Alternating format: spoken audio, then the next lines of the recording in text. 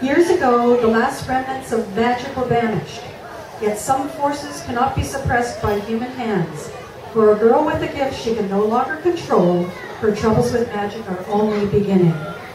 This is the premise from which Catherine Elizabeth Fitzsimmons weaves her magic through words. Please welcome Catherine.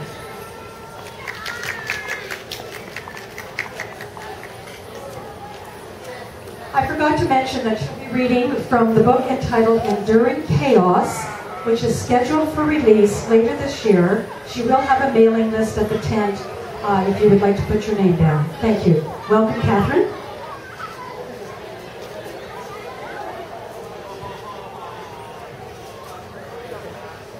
The city engulfed him before he had even passed within its walls. Garrick led a frown slip as he rode through the field of tents being erected outside the city. Trent was large enough on its own, but with the added crowds flocking to the city, the press would engulf the streets. Finding his quarry here was going to be difficult. Glancing around, the knight found that most of the tents here were still being set up. More than twice as much ground had already been cleared in anticipation for further arrivals, and no doubt the areas north and east of the city were also being prepared to accept more travelers. By the time he reached the outlying tanneries and soap makers and passed through the southern gate into the city proper, he had ridden through half a mile of what would be a temporary town outside Trent's borders. The townspeople paid him little mind as he rode leisurely through the cobbled streets.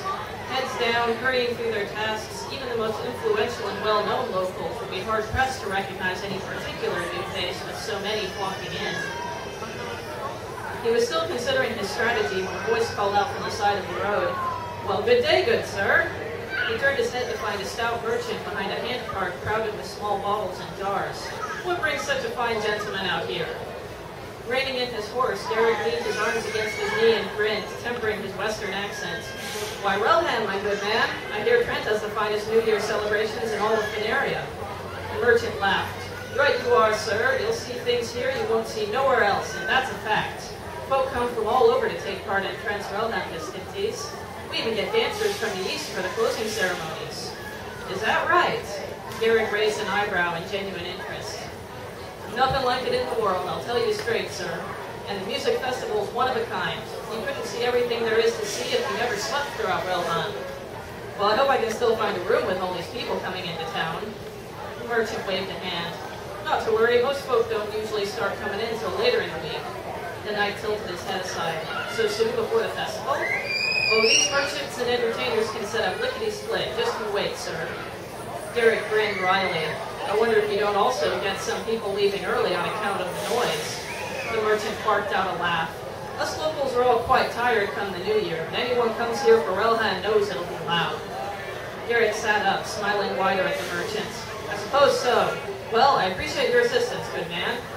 The merchant gestured to his cart. "Can I interest you in some mink oil for your leathers, sir?" "I think I am in dire need of some after my journey." Reaching into a pouch on his belt, he flipped a coin to the merchant. Taking the bottle, he dropped it into a saddlebag next to another bottle of mink oil inside. He dipped his head to the merchant. "You've been most helpful, good man. I hope we see each other again before the new year begins." The merchant perked up. "I look forward to it, sir, and if you have any other questions, feel free to come find me. You have yourself a nice day." "You as well." With that, he tossed the reins and continued on through the streets. So Trent was used to all sorts of foreign people visiting during New Year celebrations, though someone might have taken note of his quarry arriving so early, and he might have raised interest if, perhaps, his journey had continued past Trent before Relham even began. Still, from a hill earlier that day, the knight had seen that the spread of Trent was large, and more people arrived every day. Letting on to the oil seller that he was looking for someone from his own region of Hesperia could have helped him find his quarry quicker, but he couldn't risk his prey knowing that Garrick was looking for him. Trying to find his prey in the city, let alone what he might have done while here, was going to be very difficult when trying to keep his own pursuit secret. He glanced at the crowds around him. "Where are you, knight?" Thank you.